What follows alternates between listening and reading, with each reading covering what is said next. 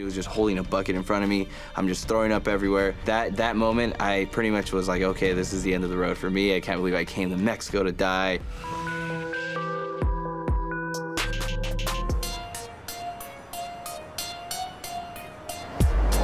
The day of the surgery, and I'm not joking about this, they both came in with like a really big block of ice. I was there probably an hour lying there with the ice. That's an automatic burn after 15 minutes. Dr. Ice was your anesthesiologist. Dr. Ice was my anesthesiologist. I'm not kidding. The problem with using ice as an anesthetic agent is that it kills the tissue before you operate on it. So he essentially was operating through dead skin, which just wouldn't heal properly. You know, you have a really significant problem. I don't mean just cosmetically, I mean just physiologically in the tissues. So we really need to have a very close look at your stomach and see if there's enough loose skin to do the job we need to do. So let's go take a look. Okay, all right? As far as things that can go wrong with a tummy tuck, Desiree had every one of those things occur. There are things I need to know. What we theoretically can do is make an incision here and lift everything up and lift the pubic skin up as well and bring it down and stitch it down here to put everything back where nature wants it. I just kind of have that feeling there'll be a brilliant outcome, but I'm ready to take the risk.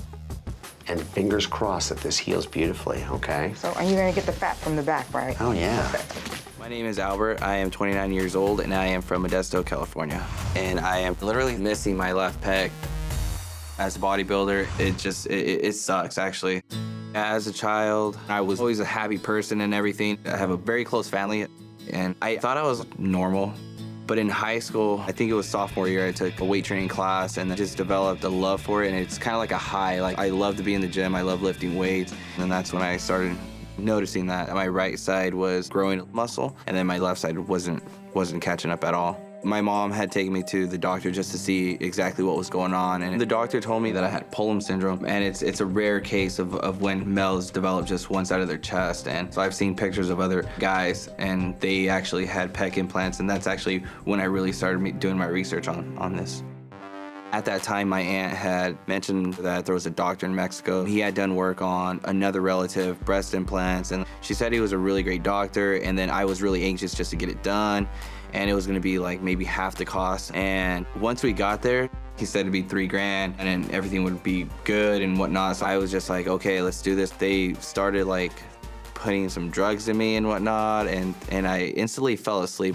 I woke up the next day, I believe, and I was just super sick. Like, there was this random nurse lady. She didn't speak English, so she was just holding a bucket in front of me. I'm just throwing up everywhere. That moment, I pretty much was like, okay, this is the end of the road for me. I can't believe I came to Mexico to die. But luckily, as soon as I saw my mom, I just rose from the dead like a zombie. I'm like, hey, we gotta get out of here. We have to leave. This is not good.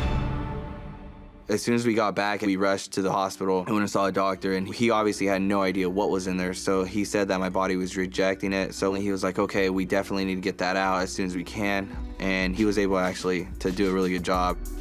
I felt relieved that I made it out alive, but at the same time, I couldn't believe I had went through all that just to make it look worse and feel worse about it. I thought about it every single day. I was depressed for like 6 months, and I just didn't even want to work out anymore. I kind of gave up on everything.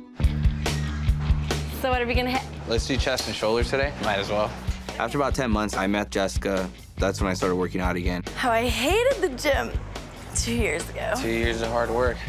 Because of you. Jessica is my girlfriend. She competes. She's already done 2 competitions. How many you got? 15. Come on, 5 more. It's a bittersweet thing. Like, I love watching her and being part of that. But at the same time, I wish I could actually compete in a bodybuilding competition. I think this upcoming year, I want to do my first show bad. If I get my test in, then I will compete. I work out every single day. I love to work out. It's been like a dream for me to step on stage and feel like a real bodybuilder. You can't do it? You're doing it. But I can't even enter a competition just because my insecurities about my chest. When I first started working out, I didn't do chest. I was always awkward and unbalanced. Over the years, I've learned how to control the weight. There's just that one thing that I've wanted my whole life, and I do feel like my left pec is like the last missing piece of the puzzle. So what procedures have you had? I've had 13 surgeries. Oh my God. In what period of And time? I was so pretty before, but I'm just more elegant now. Almost a year. Were you put under anesthesia 13 times in the last year? No, 3. Oh, okay, so multiple operations done at once. Correct. In plastic surgery, sometimes we do multiple procedures. Now, they may be small, but you can have up to 5 or 6 procedures at one time, as long as it's safe. Why are you so serious like that? That is so funny. Well, as I'm pondering this conversation for a minute of trying to figure out why would you want to do that much of a transformation that quick? Are you married? No.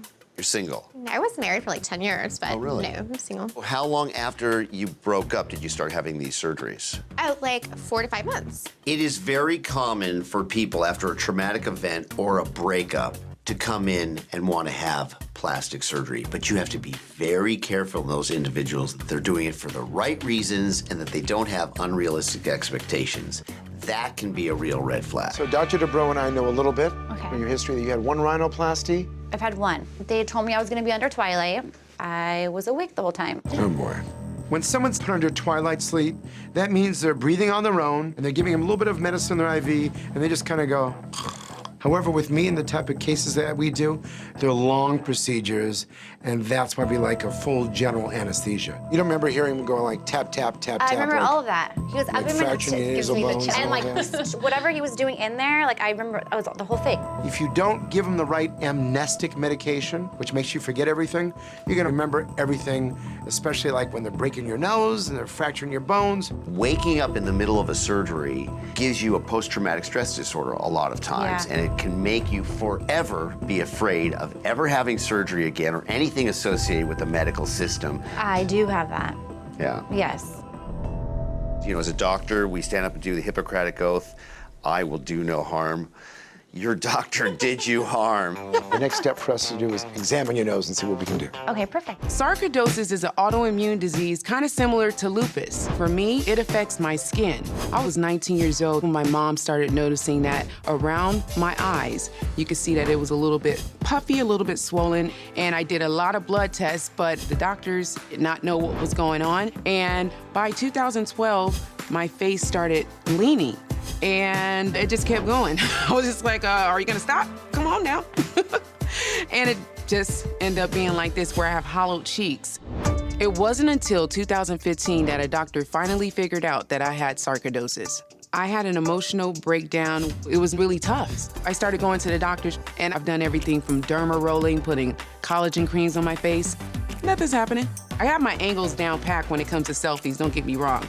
But sometimes I feel like giving up. I'm tired of feeling devastated and pissed off, like, why is this happening? These bones, girl, don't be gone. Because it's time for Juicy Face again. Juicy Face.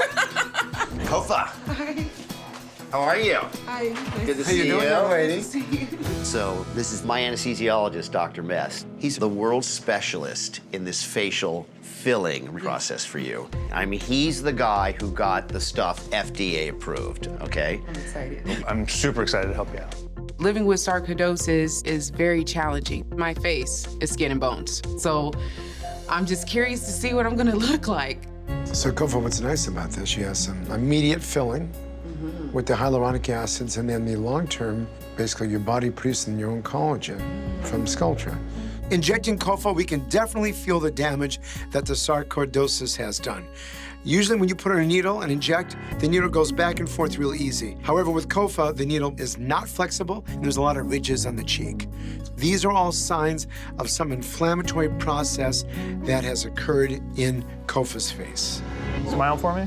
And this is just the beginning. That's just the beginning. Wow. My face has regained its fullness. I look like myself again, and I feel great. My Juicy Face is back.